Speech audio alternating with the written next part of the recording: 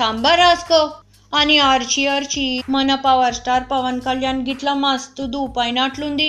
గందుకేనేమో ఇక నా పుస్తకం ఏదో నేనే రాసుకుంటా అంటున్నాడు.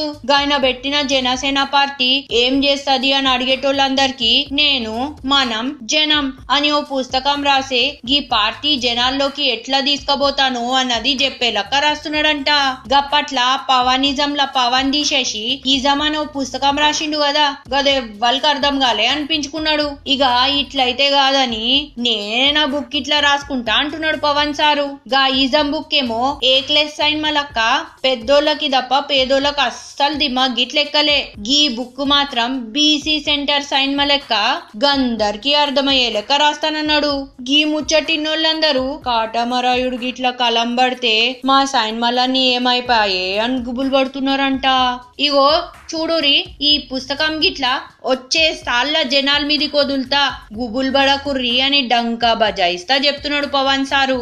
గింతకిగా బుక్ల గిట్లా ఏముంటదని సోంచాయిస్తున్నారా? ఇగో పార్టీ అయితే పెట్టినా మరి ప్రజలకేం చేస్తాము, వాళ్ళ పరేషానీలు ఎట్లా తీరుస్తాము? పవర్ స్టార్ గిట్లా సైన్మాలోనే హీరో కాదు, నిజ జీవితంలో బి గ్రేట్ హీరాని అనిపించుకునేటందుకు మస్తు కష్టపడతా అని చెప్తున్నాడంట.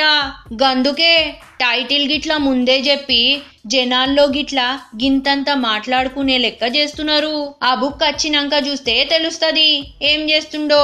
అరే గీ ముచ్చట చెప్పే బదులు నేను గిట్ల ఒక బుక్ రాస్తే ఎట్లుంటది సోచాయించి చెప్తా. అరే మస్తు దూపైతుంది బై చెప్పి చెప్పి.